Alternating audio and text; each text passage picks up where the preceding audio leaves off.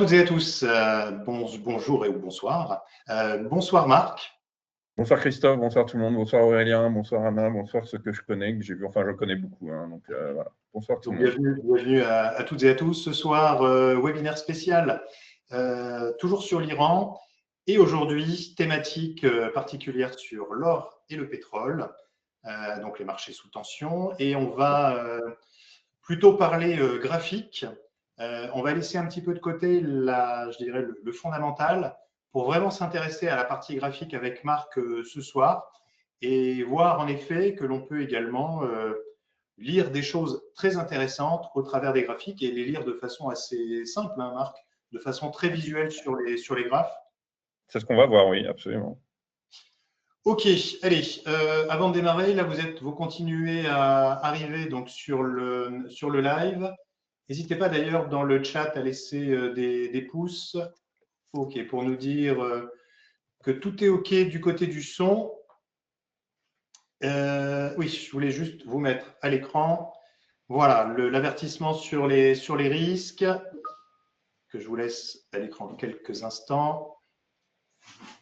Et puis, on va, comme d'habitude, passer par une petite présentation là, très rapide hein, sur IG leader de l'investissement, donc depuis créé en 1974, donc plus de 50 ans d'existence. Et depuis une dizaine de jours, donc coté sur le LSI 100, pardon, le FTSE 100. On était avant sur le LSI 250. On est désormais hein, sur l'équivalent du CAC 40 anglais. Donc, belle progression côté IG. On est présent, bien sûr, à Paris depuis 2007, donc un peu plus de 18 ans maintenant. Nous avons atteint notre majorité. Ce soir, donc, je suis en compagnie de Marc Daguerre, donc président et fondateur de DT Expert. Marc, en deux mots, DT Expert, l'activité? En deux mots? En deux mots.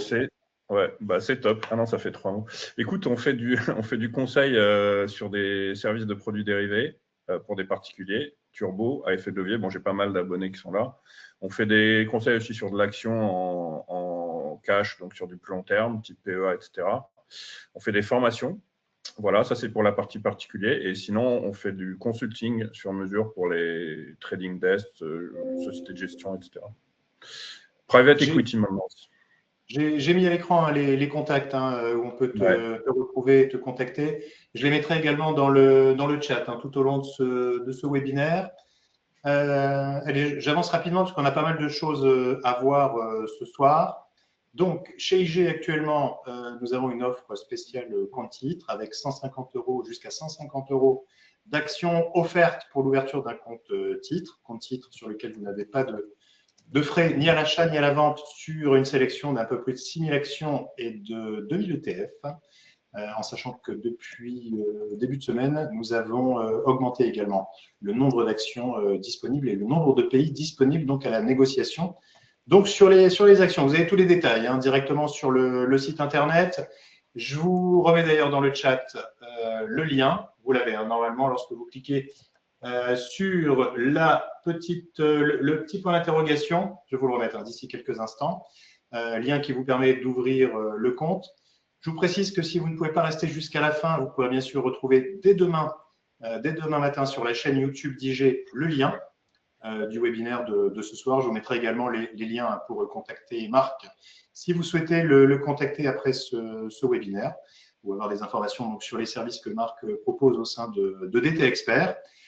Et puis, je crois que c'est tout. On va pouvoir enchaîner sur ce qui nous intéresse, donc sur l'or et le pétrole. Donc, Marc, je te laisse la main. Je vous rappelle que, bien sûr, pendant tout ce webinaire, vous avez la possibilité, bien sûr, de poser vos questions directement à Marc ou à moi-même sur les produits IG et à Marc donc, par rapport à l'analyse donc, sur l'or et le pétrole ce soir. Voilà, vous pouvez utiliser donc le petit point d'interrogation qui se trouve en haut à droite sur l'outil donc de chat. Marc, je te laisse la main. Vas-y, tu peux partager ton écran. Oui, mais pour ça, il faut que tu me donnes l'autorisation. C'est bon. Alors, pardon. Vous me dites, hein, c'est bon, tu vois mon écran, Christophe? On voit ton écran, Marc. C'est parfait. Bon, c'est parti. Bonsoir tout le monde. On va essayer d'aller d'être un peu dynamique pour avoir le temps de tout voir. Donc, on a dit qu'on parlerait de l'or et du pétrole.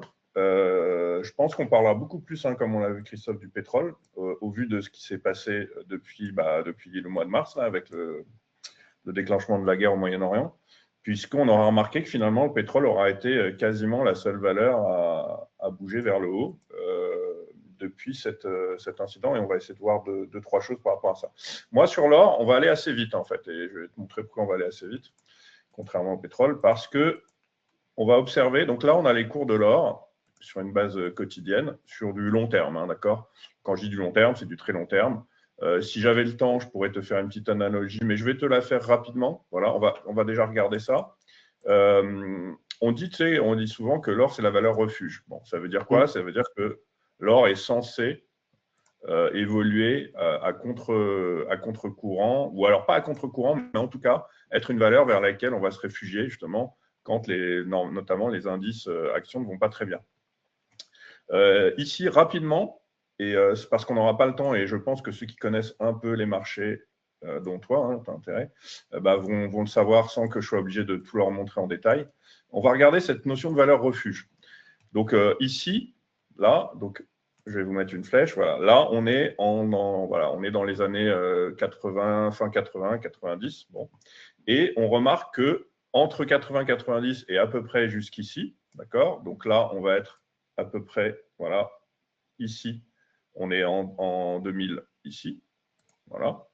On remarque quoi? On remarque que l'or, qu'est-ce qu'il fait là? Comme je l'ai entouré dans une boîte, il stagne. D'accord? On sait, et pour la peine, il faut me croire sur parole, sinon vous pouvez aller vérifier. J'offre un MacBook si je me suis trompé. Pendant cette période-là, les indices montaient. D'accord? Donc pendant cette période où on a le cadre bleu, là, on a l'or qui stagnait, alors que les indices montaient. À partir de 2000, hein, on se souvient qu'en 2000, de 2000, donc ici à peu près, jusqu'en 2003 dans un premier temps, 2003-2002, donc là, si tu veux, à l'équivalent, dans ce carré-là, on avait effectivement ici les indices qui commençaient à chuter. D'accord? Après, de 2002-2003 jusqu'au subprime, donc on va aller jusque là à peu près, d'accord? Ici. Voilà. Là, je vais te le faire comme ça, ce sera plus parlant. Donc, ce qui est en vert là à l'écran. Hein. Voilà. Donc, ce qui est en vert, c'est la phase de hausse sur les indices. D'accord? Ce qui est en rouge, c'est la phase de baisse sur les indices. Ici, qu'est-ce qu'on voit? On voit que si je prends cette partie-là, donc c'est-à-dire depuis les années 2000 ici jusqu'aux années 2011, 2011 environ ici, voilà, pour être précis, qu'est-ce qui s'est passé? Eh bien, il s'est passé la chose suivante. Donc, on a en vert et en rouge l'évolution des indices, d'accord? Pendant qu'on voit bien que pendant cette période-là, ici, on voit bien que l'once d'or est en ligne droite. OK? Là, ce qui est intéressant, c'est de voir la chose suivante. Effectivement, dans ce premier rectangle rouge, l'or a servi de valeur un petit peu refuge, puisqu'elle a commencé, l'once d'or a commencé son ascension, alors que les indices baissaient. Par la suite, on a eu une phase, et c'est ça qui est important, parce qu'il faut bien que les gens comprennent ça, où on avait les indices et l'or, ici dans ce carré vert, qui étaient eux aussi en pleine ascension. D'accord? Et puis par la suite, ici, on a l'or qui a continué de monter dans ce rectangle, pendant que les indices étaient en train de subir la fameuse crise du subprime. Ok, donc là, ce qui est intéressant, c'est de voir que cette notion de valeur refuge, elle est effectivement cohérente, mais attention, ça ne veut pas dire, comme on le voit dans le rectangle vert ici, que quand les indices montent, l'or doit baisser. En revanche, c'est vrai que parfois, comme on l'a eu ici dans les deux rectangles rouges, dans des phases de marché difficiles, donc ici, crise de la bulle Internet, 11 septembre, etc., et puis ici, crise du subprime, on voit bien effectivement que l'or a servi de valeur refuge. Après, ce qui est aussi intéressant, rebelote ici, si tu veux, c'est que là, okay, on a eu à nouveau une phase de stagnation sur l'or. Pendant ce temps-là, à nouveau, eux, les indices, comme ici, en fait, donc ici, les indices, eux, étaient très bullish, pardon, voilà. Et à nouveau, ici, les indices, eux, ont repris une tendance haussière, d'accord, à peu près jusqu'au Covid, là. Bon. Donc ça, c'était juste pour déjà donner une indication sur or, valeur refuge ou pas valeur refuge. Effectivement, là, on a quand même une notion de contre-tendance qui est plus ou moins avérée, à savoir que dans le rectangle vert, ici, on avait l'or et les indices qui montaient. Très bien. Maintenant, on va s'attarder à ce qui se passe en ce moment. Et après, je pense qu'on passera sur le pétrole parce que, comme je te l'ai dit, ça va aller assez vite. On va remarquer autre chose de techniquement très intéressant, c'est quoi? C'est que moi, je le dis très souvent quand je fais mes formations ou mes webinaires avec toi, c'est que quand on repère des zones fortes comme on l'a ici, d'accord, sur ce rectangle bleu-là, donc la borne haute de cette latéralisation-là, on a identifié une résistance très forte, d'accord? Donc autour des 2075 $ l'once, à peu près. On voit que l'or n'a pas réussi à dépasser ce niveau en août 2020, il n'a pas réussi en mars 2022, il n'a pas réussi en mai 2023, il a failli réussir en fin 2023, et finalement, c'est en mars 2024, donc ça fait 2 ans maintenant exactement, que l'or a réussi à franchir cette résistance, qui était quand même une résistance importante. Importante d'abord par le nombre de butées qu'on a eu dessus, et ensuite par la durée, puisqu'on était entre 2020 et 2024, donc pendant 4 ans et demi, on a buté sur cette résistance. On voit très bien que le dépassement donc, de cette résistance ici, d'accord, a été déclencheur d'un mouvement haussier important. D'abord, on voit qu'on a eu une forte accélération à la cassure. Et si on regarde de façon très simple, on voit que depuis, si tu veux, l'or a fait quoi? L'or n'a fait que de monter. Bon. On a eu une petite frayeur, non, mais tu sais, là, on a eu en début d'année une grosse correction sur les métaux précieux. On a vu l'argent perdre 17-18%. L'argent a pris 150%, entre 150 et 160% en 2025. Donc, c'est vraiment l'actif qui a cartonné en 2025 avec Société Générale. Bon, ça, c'est entre parenthèses. Oui, et là, qu'est-ce que tu vois en fait? Tu vois que depuis qu'on a cassé ce niveau, on est en pleine ascension et que chaque phase de correction offre une petite opportunité de rentrer à nouveau. Et on voit que même dans ces phases correctives, j'aurais pu en dessiner une autre ici, on a des petites, on a comme des petits triangles de continuité, d'accord, qui apparaissent. Et chaque fois, la sortie du triangle engendre à nouveau une reprise de la hausse. Donc finalement, depuis, et moi, ceux qui me connaissent le savent, parce que par exemple, j'envoie un weekly toutes les semaines, depuis le dépassement de ce niveau, je dis très clairement que l'or s'est offert un potentiel de hausse important. Et bon, apparemment, le potentiel, il est, je ne dis pas qu'il est infini, mais en tout cas, il est très conséquent, okay, et très costaud. Maintenant, je vais te le mettre en weekly, donc c'est-à-dire sur une base de plus long terme, qui est d'autant plus parlante. Et on voit bien en weekly, effectivement, qu'on est dans une ligne droite assez impressionnante. On voit également, si tu veux, pour ceux qui pourraient poser la question, que le RSI, qui est donc un indicateur de force relative, qui peut être un indicateur justement de tendance ou de contre-tendance, on voit qu'à chaque fois ici, qu'il est même dans des zones très surachetées, d'accord, donc tu vois, quand tu dépasses largement la ligne des 70, ça n'empêche pas du tout l'once d'or de continuer de monter. Bon. Tout ça pour dire que même s'il est suracheté aujourd'hui, il n'y a pas forcément de raison de s'inquiéter. Dernière chose, on en avait évoqué toi et moi avant de faire ce webinaire, pourquoi est-ce que l'or n'a pas servi de valeur refuge quand on a eu justement le début de ce marasme engendré par l'attaque de l'Iran? Eh bien, c'est une question à laquelle je n'ai pas forcément de réponse. Les investisseurs ont plutôt choisi le dollar comme valeur défensive que l'or à ce moment-là, comme valeur refuge. Il s'est passé quelque chose de curieux, hein, c'est-à-dire qu'à part le dollar, il n'y a que le pétrole qui montait en fait. Hein. Tout le reste, même des valeurs du secteur de la défense, Thales, Dassault Aviation, etc., n'ont pas marqué une accélération franche, n'ont pas vraiment profité de ce contexte-là, même si aujourd'hui Thales s'est un peu ressaisi. Voilà. Peut-être que l'or était un peu cher, peut-être qu'ils ont préféré aller vers le dollar ou des obligations américaines, etc. Bon, en tout cas, moi, ce que j'avais à dire sur l'or, aujourd'hui, je pense que ça s'arrête là. Je n'ai pas de raison pour l'instant de repasser négatif. Profiter des phases de correction pour se positionner, pourquoi pas. On a des supports ici, on a des moyennes mobiles en soutien. Pour l'instant, on a le RSI qui tient en territoire positif. Donc, territoire positif, c'est quand il est au-dessus de sa borne de neutralité. Bon, maintenant, on voit que ça peut lui arriver de passer un peu en dessous et de ne pas forcément non plus inverser la tendance. Donc, pour moi, aujourd'hui, je n'ai pas de raison de me remettre à la baisse sur cet actif. Peut-être que j'ai tort, peut-être que, mais en attendant, tant que certains niveaux plus importants n'ont pas été enfoncés, il vaut mieux pas tenter le diable en se disant je vais prendre des positions en short et baissière sur l'or.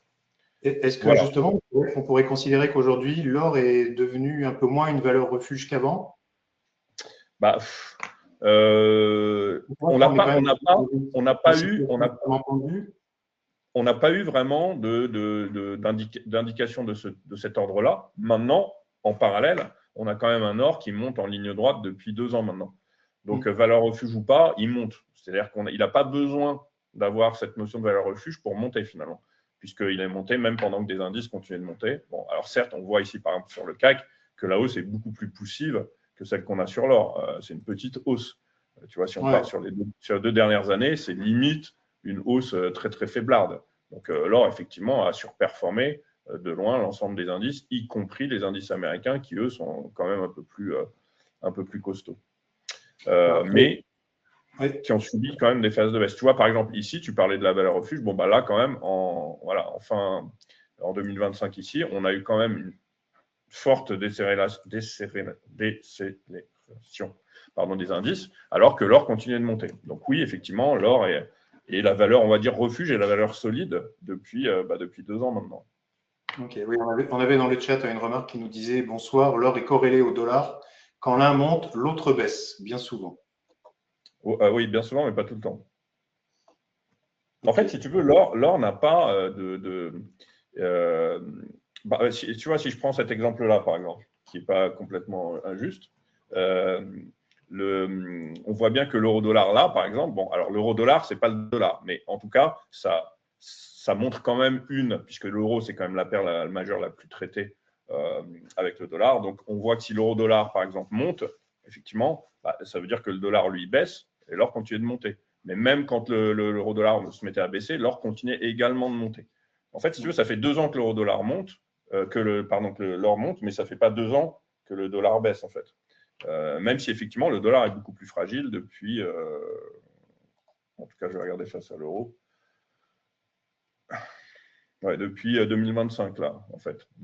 Donc, ça va faire 1 an et quelques. Voilà. Donc, ça, c'est pour cette partie-là. Maintenant, je te propose qu'on regarde le pétrole. Après, s'il y a des questions, tu me dis. Hein, alors, juste avant de démarrer le pétrole, je vais utiliser pour la première fois un outil qui permet de faire un vote. Donc, je vous invite à voter dans l'outil. Donc, vous allez voir, je vais vous mettre une question à l'écran. Allez, c'est parti. Hop. Voilà. C'est pensez-vous que le prix du baril atteindra donc $150? Alors, je vous laisse voter. Ah, ça y est, ça vote déjà, là? Ça vote déjà, donc vous pouvez voter. Je peux voter, moi, ou pas? Envoyez vos réponses. Et puis, on va les mettre. Je vois que c'est très réactif sur le vote. Ouais. C'est très réactif et c'est très indécis aussi en même temps. Ouais, tu vois aussi on a le égalité. résultat On a égalité, ouais. On a quand même 46 votes et on a égalité. Hein. OK. Alors, je pense qu'on va pouvoir arrêter le vote. On va vous le mettre à l'écran. Voilà, donc c'est quasi 50-50. 23 oui et 24 non. Ouais, donc, encore sur un vote rapide. 71% ont voté quand même rapidement. Ouais. OK. Alors, justement, toi, Marc, par rapport à ça. Ouais, moi je vote oui. Moi je suis dans les oui. Bon, j'aurais peut-être voté oui aussi. Moi je suis dans les oui, on verra. Non, tu devrais dire non, comme ça on verra après. OK. Alors, est-ce que tu veux que je remonte un peu le pétrole maintenant? Allez. OK. Alors, on est sur le pétrole. Je vais zoomer après, hein, t'inquiète pas. Mais avant ça, on va poser une question parce que c'est un peu le thème du webinaire qu'on avait annoncé, à savoir que disent les graphiques en fait. Que disent les graphiques quand on est conjoncturellement dans un contexte de marché qui est drivé par une actualité géopolitique importante et d'autant plus importante que c'est au Moyen-Orient. Donc, le nerf de la guerre pétrolière, à peu de choses près.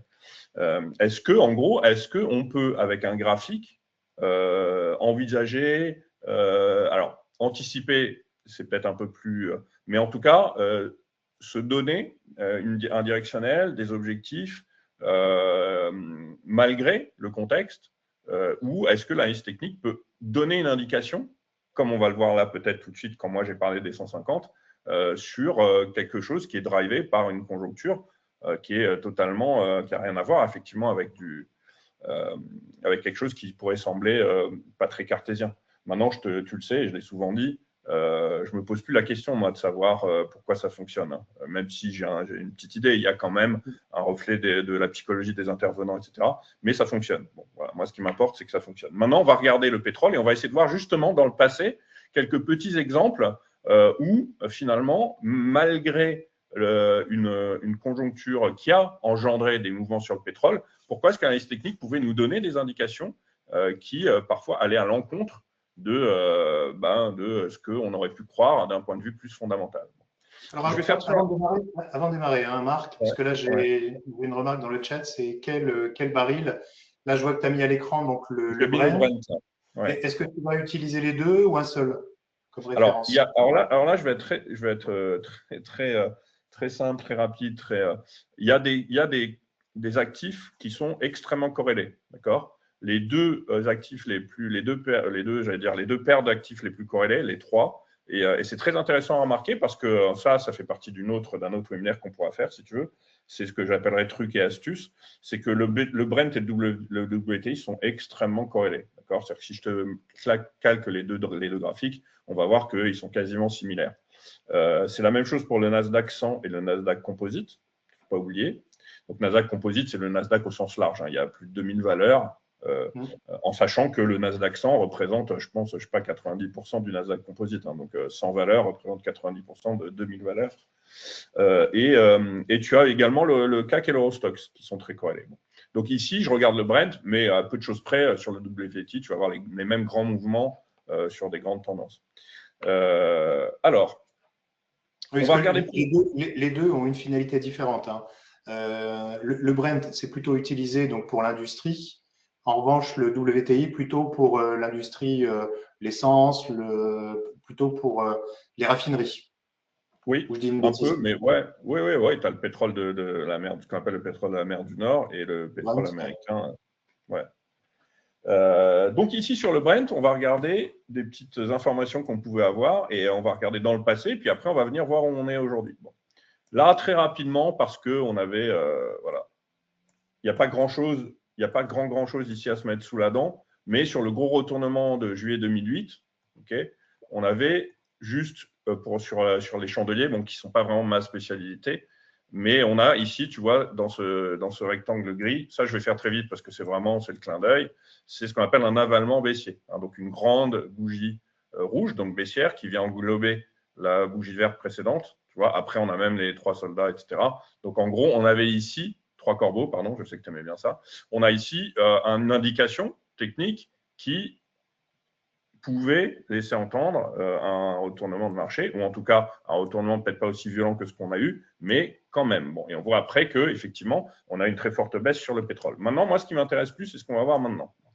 Déjà, voilà, ici, on a quelque chose de typique que j'ai mis là en bleu. C'est ce qu'on appelle, nous, un wedge. Un wedge, c'est comme un biseau. Donc, c'est une figure d'étranglement. D'ailleurs, on dit souvent wedge d'étranglement ou d'essoufflement, voilà, qui est un signal de retournement de marché qui est assez souvent, tu sais, moi, je te le dis toujours, hein, ce que je fais en analyse technique, c'est de la probabilité. Comme tout investisseur. Hein. Quand on fait un investissement, on fait de la proba.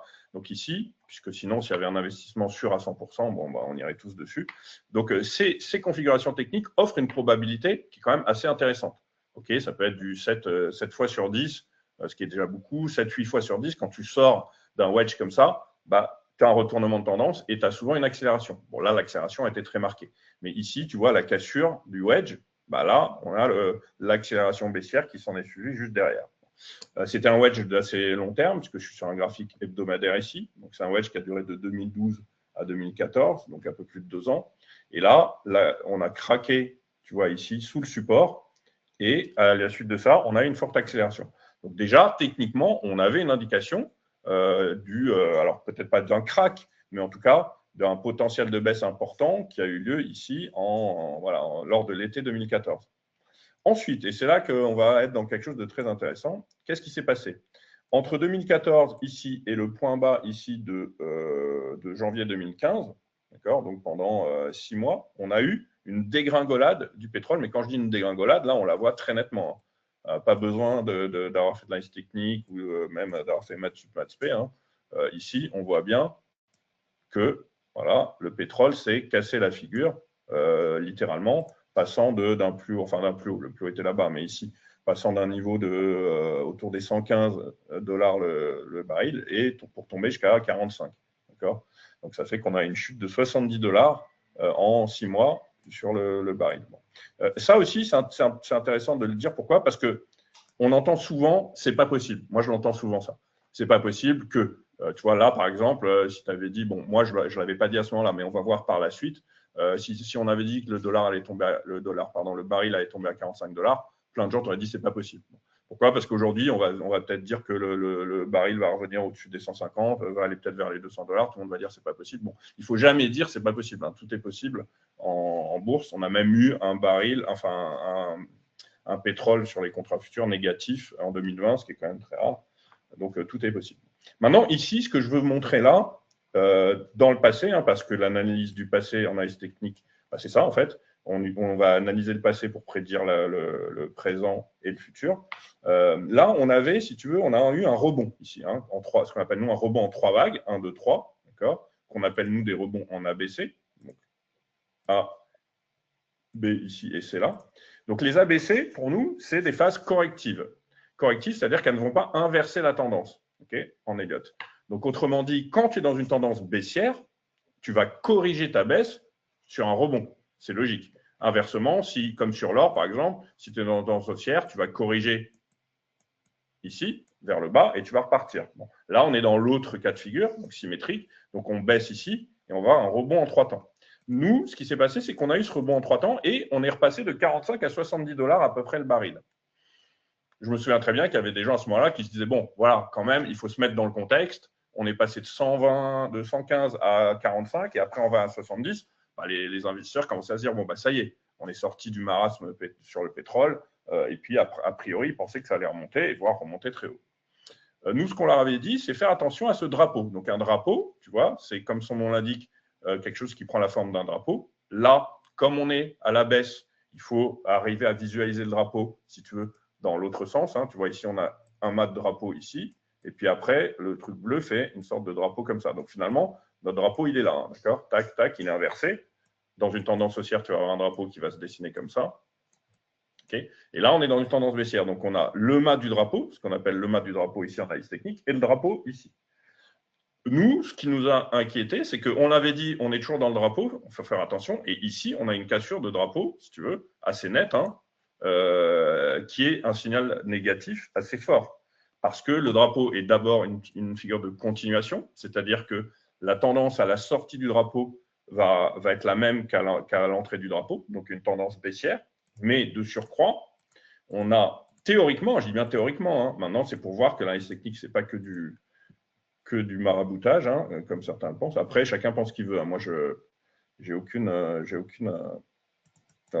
chacun a le droit de penser ce qu'il veut. Donc là, l'objectif, si tu veux, avant de mettre ça, de sortie d'un drapeau, c'est reporter ce qu'on appelle l'amplitude du mât du drapeau, d'accord, sur le haut du drapeau quand on est dans une phase baissière, ou sur le bas du drapeau quand on est dans une phase haussière.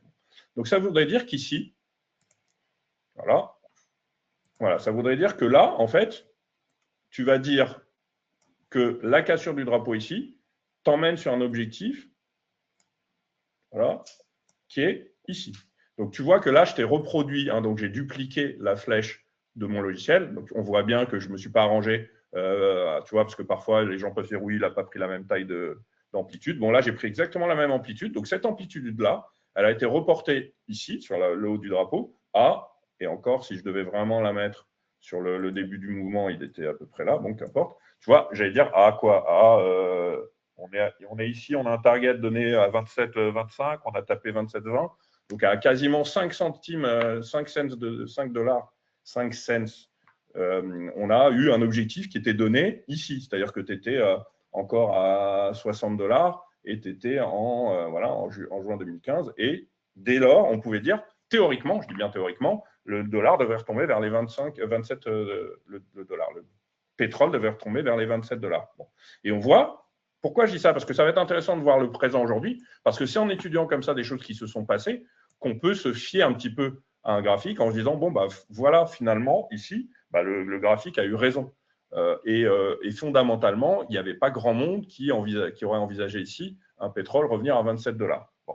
Ensuite, je vais te montrer sur un plus long terme, et après, on va essayer de regarder par la suite ce qui s'est passé plus récemment. Alors là, c'est plus pareil, hein, parce qu'on n'est pas dans le cadre d'un drapeau ici, hein, d'accord? D'abord parce que le mât d'un drapeau se fait en une ligne droite, donc il aurait dû se faire comme ça. Ensuite, on est sur un truc trop large, on est sur un canal. Bon. Mais tu vois, ici, le mât du drapeau, il aurait dû se faire en ligne droite. Or, on a 3 vagues ici.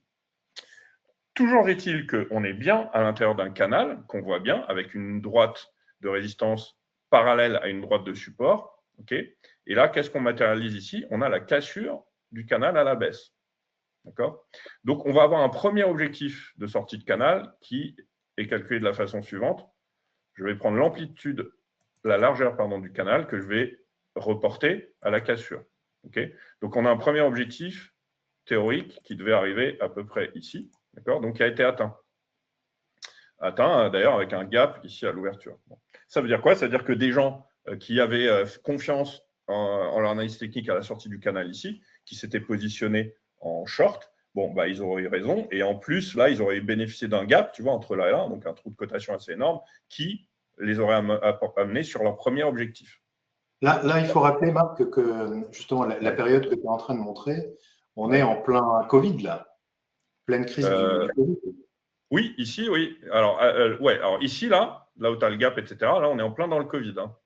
Là, on est en février, cette bougie-là, ici, d'accord, qui précède cette bougie-là, en fait, c'est février-mars 2020. C'est là qu'on est tombé en plein dedans et qu'on a eu les confinements, etc. Alors, en bourse, là, on est sur le pétrole, hein, mais sur les indices, le Covid, qui pour nous a duré 2 ans, hein, en bourse, il a duré 1 mois. C'est-à-dire qu'en gros, si tu regardes les graphiques des indices, la baisse due au Covid sur les indices, elle a eu lieu entre février et mars 2020. À partir de mars 2020, on a touché un point bas et les indices sont repartis à la hausse de façon assez nette. Donc maintenant, ici, ce que je vais te montrer, c'est la sortie du canal. Donc, on a eu le premier objectif qui était là. Et si je reprends encore cette flèche-là, d'accord? Donc, cette fois, après le premier objectif qui est donné par la largeur du canal, on va reporter l'amplitude du mouvement précédant l'entrée dans le canal, ici. On va la reporter de la même manière ici, c'est-à-dire sur le haut du canal. Attention, hein, la largeur, tu la reportes ici, donc à la cassure du canal, et l'amplitude ici, comme sur le drapeau, tu la reportes ici et pas là. Et là, on voit que, à nouveau, on avait un objectif quand même, tu vois, sur du long terme, qui est donné. Donc, à la cassure là, tu peux dire, a priori, on devrait aller au moins sur les 17,70. Et encore une fois, tu aurais des gens qui t'auraient dit, t'es gentil, mais… C'est pas possible. Oui, et autre chose d'intéressante ici, si tu veux, c'est que là, la cassure du canal, elle a lieu en janvier. D'accord? Donc, en janvier, ça veut dire qu'on n'était pas encore totalement dans le Covid. Okay, on commençait, hein, je me souviens, c'était les prémices. D'ailleurs, une anecdote, j'étais avec mon oncle à l'époque, il me regarde comme ça, il était sur son ordinateur, il se retourne, il me dit « Qu'est-ce que tu penses de ce coronavirus » Tu sais, au début, c'était le coronavirus. Et puis, on était là, on s'est regardé en disant « Bof ». Bon. Et puis, finalement, on sait ce qui s'est passé. Mais bon, tout ça pour te dire qu'on a eu ici une indication de forte baisse sur le pétrole avant même d'avoir la vraie validation du Covid. Bon, après, attention, hein, parce qu'il y a eu évidemment un impact Covid sur le pétrole, comme sur beaucoup de choses, mais on voit par la suite que le pétrole a continué de descendre pendant que les indices, eux, ont commencé à remonter à partir d'ici. Voilà. Maintenant, on va s'intéresser maintenant à où on en est aujourd'hui. Est-ce qu'on a d'autres indications techniques qu'on pourrait montrer qui peuvent être intéressantes? Et puis après, que déduire de ce qui se passe aujourd'hui? Alors justement, on a vu dans le sondage qu'on a fait tout à l'heure que pour l'instant, il n'y a pas vraiment de consensus ni haussier ni baissier. On est pour l'instant neutre sur le consensus, donc on a la moitié qui pense que ça va monter, au moins jusqu'à 150 $, et l'autre moitié qui pense qu'on n'ira pas de toute façon toucher les 150 $. Donc toi, tu es plutôt partisan du côté… Ça ne veut pas dire que l'autre moitié pense non plus qu'on va se casser la figure, mais ils estiment que 150 $, c'est peut-être un peu haut. Voilà. Qu'est-ce qui fait qu'aujourd'hui, justement, techniquement parlant, on irait justement rejoindre les niveaux de 150? Alors, OK. D'abord, je vais continuer petit à petit avant d'arriver où on en est là, mais ça va aller très vite. Juste ici, tu vois, une autre chose intéressante ici, on a, à partir du point haut qu'on avait là en mars 2022, on était arrivé autour des 136 $, le baril. On a entamé une correction. Ce n'est pas vraiment une tendance baissière, même si, attention, quand tu es de là en mars 2022 à là en mai 2023, donc pendant 1 an et quelques, bon, tu as quand même une phase baissière. Mais si tu regardes ce que j'appelle la big picture. Bon, cette phase baissière ici, ok, elle correspond à une correction du fort mouvement que tu as eu ici de hausse. Okay. Donc, à partir de là, on est rentré dans cette espèce de canal et encore une fois, ici, on a eu une indication intéressante de sortie de canal. On a effectivement marqué une accélération. Attention, pour autant, après, on n'a pas eu, si tu veux, l'impulsion directe qu'on pouvait attendre. Mais ce qui est très intéressant ici, c'est de voir ce que nous, on appelle le pullback. Autrement dit, tu vois que quand on a corrigé ici, bah, on n'a pas réussi à réintégrer le canal. Donc, il y a la borne supérieure du canal qui était une borne de résistance est venue en pullback jouer le rôle de support ici. Donc, à nouveau, c'est des indications données par du technique qui, effectivement, permettent d'envisager des prises de position éventuelles, etc.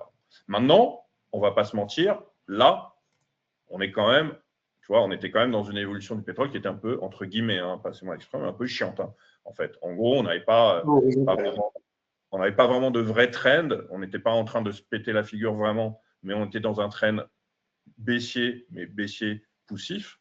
Donc, bon, ce n'était pas extraordinaire. Il n'y avait pas forcément de quoi se réjouir. Bon, on n'avait pas énormément non plus d'indications. On a eu ici une résistance sur le RSI, qu'on voit là sur la droite bleue, et qui a correspondu également à une résistance ici sur les cours du pétrole. Et c'est là que je veux en venir pour ce qui se passe là aujourd'hui. Et là encore, c'est quand même assez pour moi remarquable. Donc en tout cas, qu'il est bon de remarquer, c'est quoi? C'est que tu vois, ici, là, on avait cette oblique. D'accord? Cette oblique qui était en place depuis le point, là, le sommet d'ici, donc septembre 2023, okay, et qui a tenu jusque ici. Donc, ok. Donc, récemment, le mois de février. On a eu plusieurs. Voilà, cette oblique a retenu les velléités haussières sur le pétrole régulièrement. Donc, chaque butée sur cette oblique représentait à nouveau des prises de bénéfices ou des ventes, en tout cas. Et ici, on a eu, c'est quand même assez surprenant, c'est-à-dire que là, d'un coup, tu as une explosion, donc la cassure d'une forte résistance qui implique très souvent une accélération importante. Donc, cette accélération, on l'a vu ici. Donc, on est sur un graphique hebdomadaire. Donc, tu vois cette bougie, je pense que de mémoire, je crois qu'il y a eu la semaine où le pétrole a pris 58%, il me semble, quelque chose comme ça. Donc, la semaine, là, juste après le week-end le premier, donc début mars. Voilà, début mars, déclenchement de la guerre le week-end. Et voilà, le pétrole a explosé. Bon. Donc, ici, on a une indication technique. Enfin, on n'a pas une indication. On a une zone de résistance technique qui a été dépassée. Le dépassement s'est fait sur une conjoncture très importante, mais pour autant, ça correspond à un niveau technique intéressant. On a un peu ici ce qu'on a eu sur ce qu'on appelle le pump de la crypto, tu sais, qui a été engendré par l'élection de Trump. Et on était dans une boîte, donc dans une forme de résistance importante, et l'arrivée de Trump avec le discours de Trump sur la crypto a déclenché un pump sur la crypto-monnaie qui a permis de sortir de cette boîte. Et donc, encore une fois, on a eu une conjoncture, donc là c'était Trump, là ici c'est la guerre, qui vient valider quelque chose de graphique. Autre chose d'intéressant ici, c'est ce niveau de support-là, qu'on avait matérialisé nous dans notre outil, autour des à peu près des $58 le baril, qui a effectivement joué son rôle à plusieurs reprises. Donc là, qui a empêché justement les cours de descendre, la baisse de reprendre ses droits, ici. Et donc on a là la conjonction de cette droite de résistance avec ce support-là, et ici la cassure là de cette résistance qui engendre un mouvement haussier avec un potentiel de hausse important. Encore une fois, si tu veux, maintenant, on en est où? C'est sûr que, et je vais faire un mea culpa, notamment pour mes abonnés, c'est que j'aurais dû me positionner à la hausse sur le pétrole parce que il y avait, en termes de risk-reward, c'était quand même intéressant, avant même de savoir qu'il allait y avoir cette guerre-là, même sur les rebonds sur ce support-là, on aurait dû se positionner, on ne l'a pas fait. Bon, voilà, ça arrive.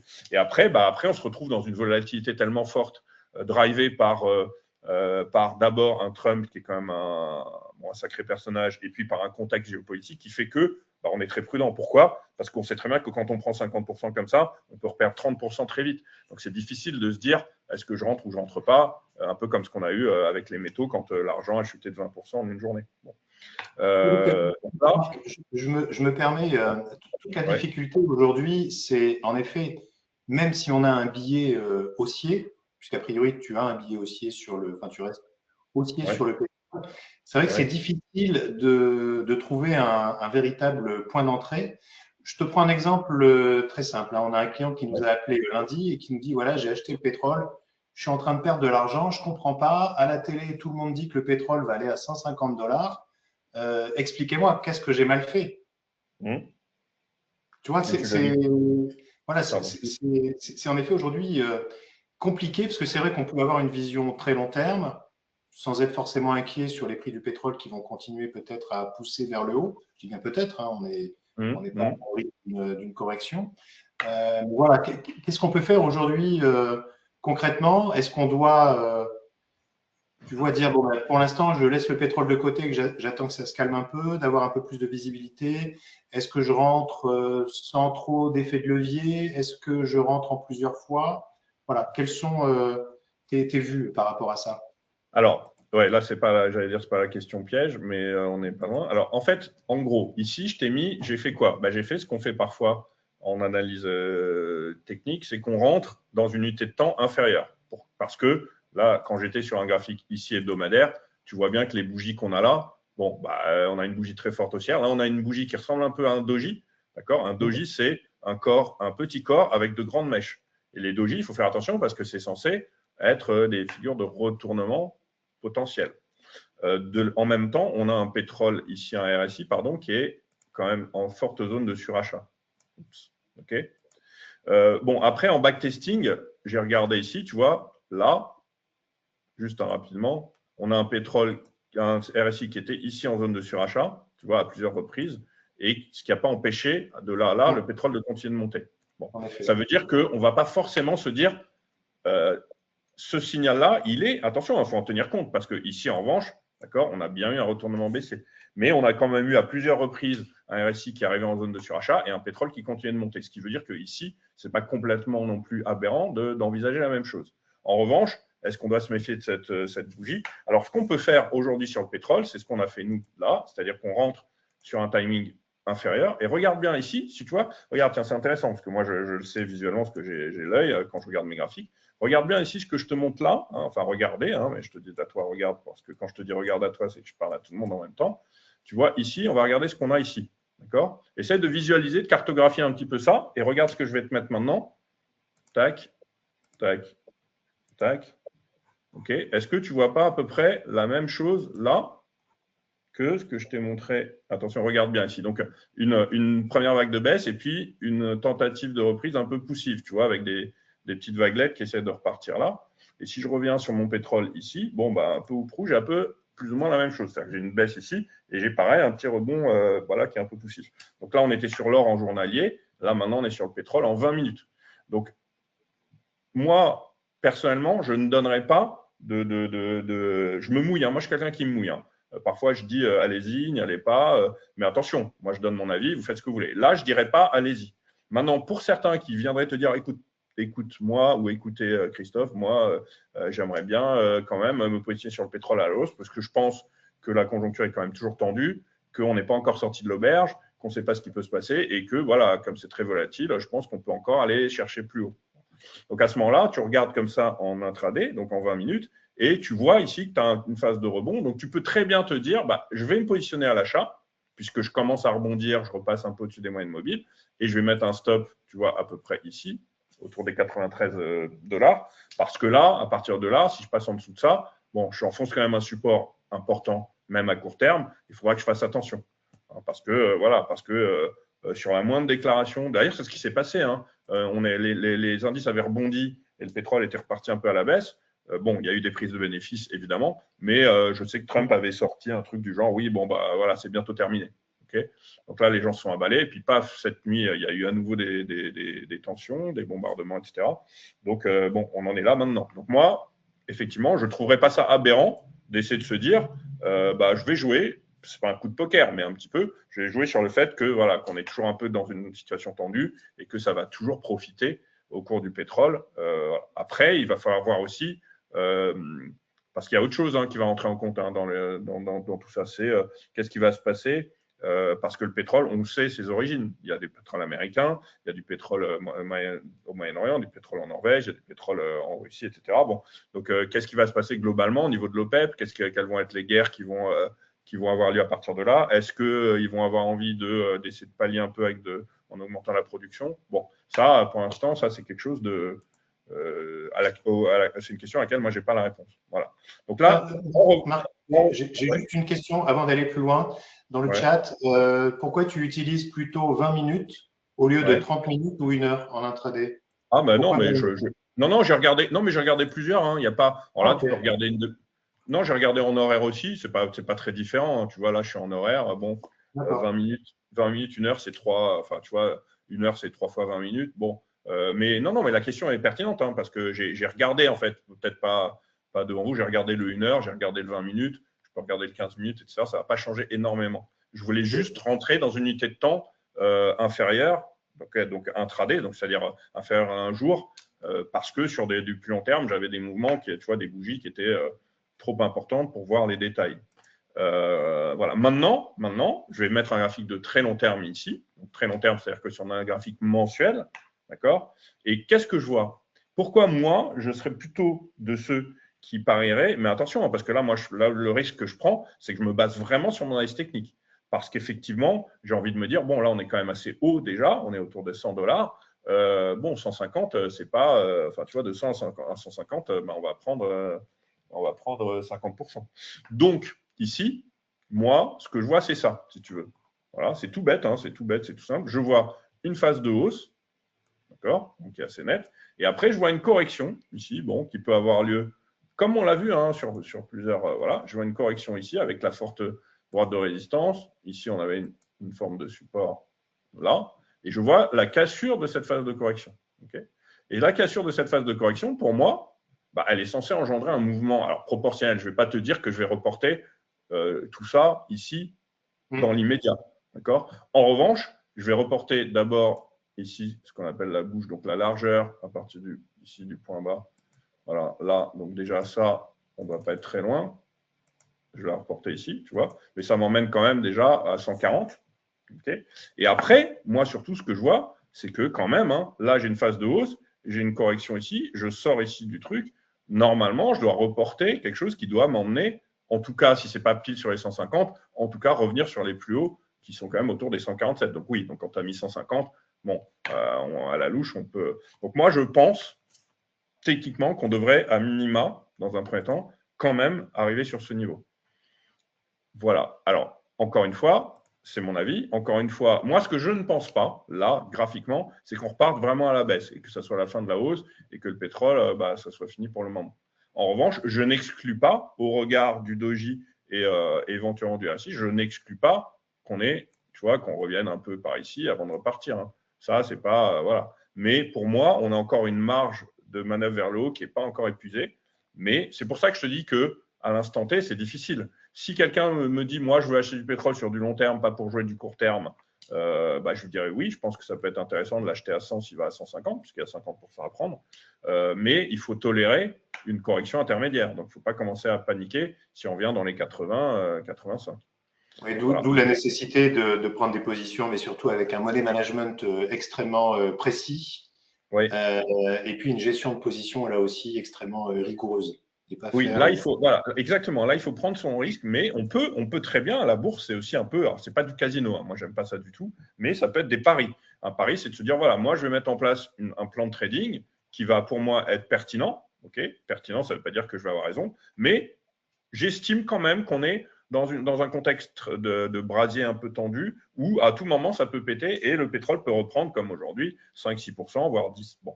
Moi, j'ai quand même envie de me dire, j'ai envie d'en profiter, donc je vais me positionner sur un produit, par exemple, chez IG, vous avez des barrières, ou un CFD. Bon, moi, je vais prendre une barrière sur le pétrole. Comme ça, je vais prendre un effet de levier. Si j'ai raison, je vais avoir un potentiel de gain important. En revanche, j'accepte le risque que j'encours si je veux jouer ça. Parce que c'est pas pile ou face. Parce que dans mon pile ou face, j'induis le fait que moi, j'estime qu'on est encore tendu au niveau de la guerre et que ça peut encore profiter au pétrole.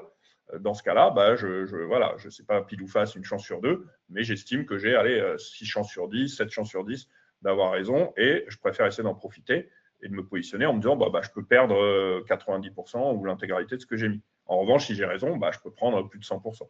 Voilà. Mais comme tu l'as dit, faire très attention. Ou alors, je me dis, non, je vais prendre une position pas forcément sur une barrière qui va me faire prendre des risques importants, mais voilà, peut-être sur un autre produit. Et dans ce cas-là, je vais garder ma position sur le plus long terme, tant qu'on ne passe pas au-dessous des 80. Alors, justement, Marc, pour faire une petite digression par rapport à ça, parce qu'on n'a pas parlé des valeurs, c'est vrai qu'on propose chez IG un compte titre, mais est-ce qu'il y a des valeurs qui profitent de la hausse du pétrole? Est-ce qu'il y a des secteurs en particulier? Est-ce qu'il y a une ou deux valeurs sur lesquelles il peut être intéressant Effectivement, tu peux très bien te positionner sur des valeurs. On est plus dans une logique long terme, de dire, je voudrais tu sais quoi, profiter de la hausse du pétrole au sein de mon portefeuille. Est-ce qu'il y a une valeur qui peut en bénéficier? Et voilà, là, on est sur Total. Bon, tu vois que Total profite très largement de ce qui est en train de se passer sur le pétrole. Okay, mais Total, attention, parce que Total, tu vois, il y a une corrélation. Il y a une corrélation réelle entre les valeurs pétrolières et les cours du pétrole. Mais attention, corrélation ne veut pas dire, regarde, tu vois que Total est quand même beaucoup plus solide et puissant ici que le pétrole en soi. Tu vois bien que là, on sait très bien que le pétrole n'était pas en pleine phase de hausse. Le pétrole là s'est remis à rebondir dans cette conjoncture-là, mais on voit que Total, mais pour autant, Total a aussi profité de la hausse du baril. Bon. Il faut savoir aussi qu'aujourd'hui, si tu veux, même des boîtes comme Total vont devoir aussi se diversifier parce qu'on est en train de, notamment au niveau de l'essence elle-même, attention, le pétrole, il y a l'essence, comme tu dis, l'essence qu'on va mettre à la pompe, mais il n'y a pas que ça, évidemment. Le pétrole, ce n'est pas que l'essence. Mais notamment aujourd'hui, avec cette transition écologique vers l'électrique, tout ça, Total commence à développer autre chose que du pétrole. Donc, c'est aussi ça qui fait que la corrélation peut changer. Mais si je t'ai mis pétrole, on va regarder, Total, on va regarder les grandes valeurs pétrolières américaines, par exemple. Voilà, là, tu es sur Chevron, d'accord? Donc, Chevron, il y a deux grosses boîtes, les deux plus grosses, c'est Exxon et Chevron. Donc là, on est sur Chevron. Tu vois ici qu'on avait la latéralisation, effectivement, que la sortie, ici, encore une fois, a déclenché une accélération. Donc, tu vas faire quoi? Tu vas reporter l'amplitude de ta boîte qui ne doit pas être loin d'être atteinte. Okay, dans un premier temps, et tu auras un premier objectif ici, sur Chevron, autour des 215. Bon. Et après, je t'avais parlé d'Exxon, on va regarder Exxon, mais bon, ça va être pareil. Un peu.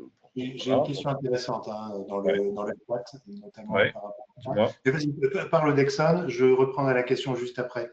Mais c'est. Ok. Donc, en quelques secondes. Je crois que j'ai vu la question. Voilà. Après, je ne sais plus. On va regarder encore une, mais tu vois bien. Là, je t'ai mis 3 grosses pétrolières. Tu vois bien qu'elles montent. On va regarder autre chose avant de prendre la question. Voilà. Là, j'ai Shell maintenant. Bon, tu vois, on voit quand même nettement que on a regardé Shell, donc la plus grosse européenne, Total, Chevron et Exxon, et on voit que ce sont des boîtes, comme tu dis, qui permettent de se positionner à la fois sur le pétrole, mais pas que, et de profiter, comme tu dis, de l'avancée du pétrole autrement. Je vais juste regarder des parapétrolières pour montrer un petit peu. Voilà, donc on va regarder, je sais pas, on va regarder Vallourec par exemple. Bon, voilà, bon Vallourec, pas de façon aussi nette quand même. On peut regarder Technip, sur Technip Énergie. On peut regarder, qu'est-ce que j'ai d'autre? J'ai Morel, voilà. Bon, tu vois, donc sur les parapétrolières, on a également une corrélation qui fait que voilà, ce sont des boîtes qui se maintiennent bien. Et bon, ce n'est pas un hasard que tu aies une boîte comme Morel là, qui monte comme ça dans un marché tendu où on avait aujourd'hui plutôt une tendance négative. Bon, on voit que tu as des boîtes qui sortent leur épingle du jeu comme ça. Maintenant, je crois que c'est la question que tu voulais me poser, c'est celle que Juan a posée là. Est-ce qu'il y a des actions avec une corrélation inverse? Négative, ouais. C'est ça. C'est-à-dire, en gros, je pense que ce qui veut dire, c'est que quand le pétrole monte, les actions en question vont baisser. Alors, est-ce qu'il y en a? Est-ce qu'il y a... Alors là, pour le coup, je ne serais pas assez calé pour répondre à cette question dans cet ordre, de cette façon-là, en fait. Autrement dit, je ne vais pas dire oui, effectivement, tu as des actions qui vont à l'inverse. C'est possible, mais j'arriverai pas à voir lesquelles aujourd'hui. Ok. Et Non, mais j'arriverai pas non plus à voir la logique, en fait. il y a pas de souci. Moi, j'avais une question à te poser. C'était un peu par rapport au précédent webinaire qu'on avait fait. Et je sais que c'est une spécialité que tu aimes et c'est quelque chose que tu aimes observer sur les graphiques. C'est l'overlap. Ouais. Est-ce qu'on a des overlaps également sur le pétrole? Parce Alors, que je on va sais que c'est un peu regarder. ton dada, l'overlap. Ah, moi, l'overlap, c'est mon dada. Mais sur le pétrole, c'est pas la chose la plus flagrante. Alors, attends. Par contre, L'overlap, on le rappelle, hein, oui, c'est un support précédent, enfin, ou une résistance qui passe en support c'est et ça. En fait, qui recule de chaque côté, ainsi de suite. quand tu es dans une tendance haussière, tu peux avoir une résistance importante qui se matérialise. Et une fois que tu dépasses cette résistance, elle peut venir jouer le rôle de support. Et inversement, quand tu es dans une phase baissière, tu vas avoir un support qui, une fois qu'il va être enfoncé, va pouvoir venir jouer le rôle de résistance derrière. Okay, donc ça, c'est ce qu'on appelle des bornes de polarité. Et l'overlap a la particularité d'être à un niveau horizontal. Tu vois, par exemple, ici, on l'a eu le pullback, mais ce n'est pas un overlap parce qu'on n'était pas sur une résistance horizontale. Mais on était quand même sur une résistance ici. Et on voit que lorsque cette résistance a été dépassée, elle est venue et par la suite, j'ai le rôle de support. L'overlap, lui, il est horizontal. Ici, j'ai pas grand-chose. Mais j'ai pas grand-chose aussi. D'abord, ça arrive, hein, tu as des sous-jacents sur lesquels ça fonctionne moins bien, mais c'est surtout que j'ai des mouvements qui ne permettent pas véritablement de matérialiser des overlaps. Pourquoi? Parce que tu es sur des mouvements ici, tu vois, quand tu es sur une impulsion aussi haute que ça, tu ne vas jamais venir retester des points précédents. Bon, là, à l'œil, je crois que j'en ai vu un ici. Bon, voilà. C'était pas grand-chose, mais j'en ai vu un, donc je vais te le montrer parce que tu m'as demandé. Mais là, aujourd'hui, dans la configuration technique que j'ai rien. Mais là, à l'œil nu, je pense que j'en avais un ici. Voilà. Donc, tu vois, là, ici, tu vois, tu avais cette résistance-là, Ouais. okay, qui a été dépassée. Et là, ce qui est intéressant, tu sais, on l'avait vu sur les indices américains. Bon, je ne vais pas le remontrer maintenant parce que ce n'est pas le sujet. Après, je pourrais, mais il reste 3 minutes, donc on va peut-être laisser respirer, puis s'il y a une ou deux questions. Ici, ce qui est intéressant, c'est qu'on a dépassé ce niveau-là. On voit déjà d'une part qu'on le dépasse avec une forte accélération, là, mais on voit aussi qu'une fois qu'on rebaisse, quand même, on a une baisse qui est quand même forte ici. Ce que je veux dire par là, c'est que si on se met dans la réalité du marché, nous on est là, la réalité du marché, c'est pas qu'on la regarde après, c'est là. D'accord? Donc on a dépassé cette zone ici de résistance, on a une accélération haussière, tac, et là on commence à avoir une baisse, et tu vois que la baisse elle est quand même violente. Elle est violente dans le sens où elle est en ligne droite, où tu as des grosses bougies rouges baissières, et que donc ici, c'est quand même un peu tendu de se dire, bon, quand tu viens dans une baisse comme ça, bon, tu dis qu'est-ce qui va me permettre ici de rebondir? Bon, techniquement, j'ai mon overlap ici, donc j'avais cette zone de résistance qui pourrait jouer le rôle de support, j'en sais rien encore, et en même temps, j'ai un RSI ici qui revient en zone de survente, ce qu'il n'avait pas fait depuis 2009.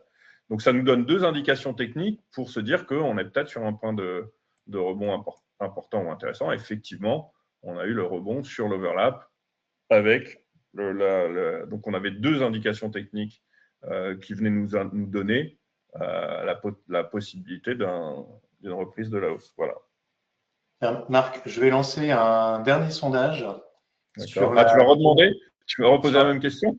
sur la plateforme. Non, c'est allez-vous trader le pétrole dans les jours à venir? Ah, oui, c'est pas mal ça. On vous laisse quelques secondes. Laisse-leur une minute quand même, ils sont nombreux là. Attends, ils sont Oui, bien combien? sûr. On va laisser un peu de temps. A priori, la tendance qui se dégage actuellement, C'est non. c'est que vous êtes venu chercher, je pense, ce soir de l'information, notamment sur le pétrole.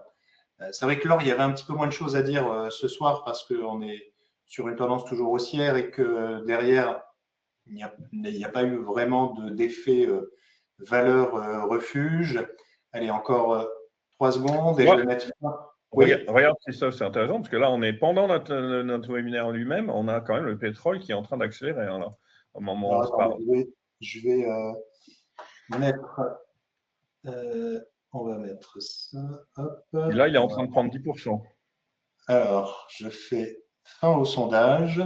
Donc, a priori, à 74%, vous n'allez pas trader le pétrole dans les prochains jours.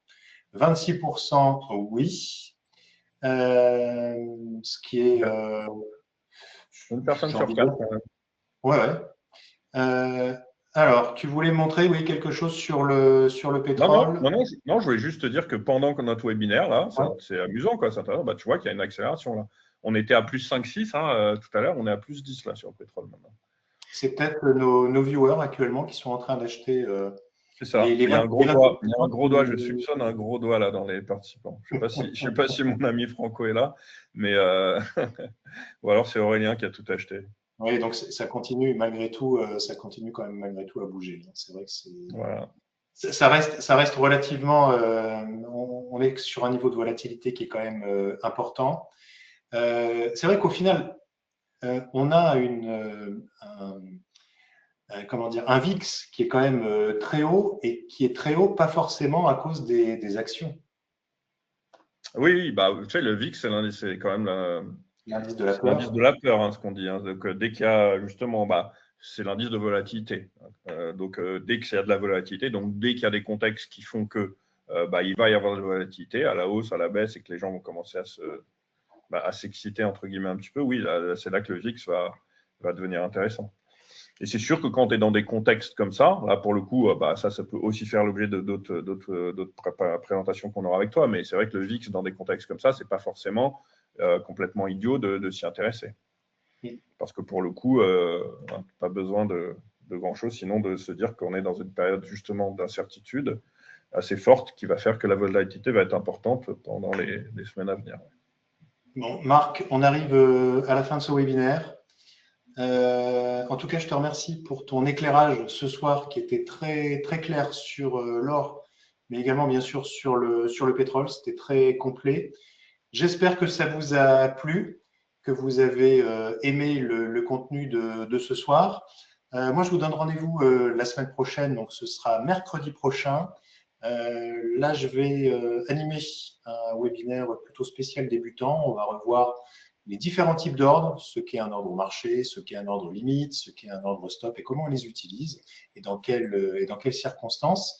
Marc, nous, on se donne rendez-vous très prochainement pour un nouveau webinaire donc, sur l'analyse graphique ou sur un sujet en particulier si l'actualité le nécessite ou en tout cas si l'occasion se présente. Le webinaire sera donc, comme je vous disais tout à l'heure en début, sera disponible dès demain sur la chaîne YouTube d'IG. N'hésitez pas, bien sûr, à le partager.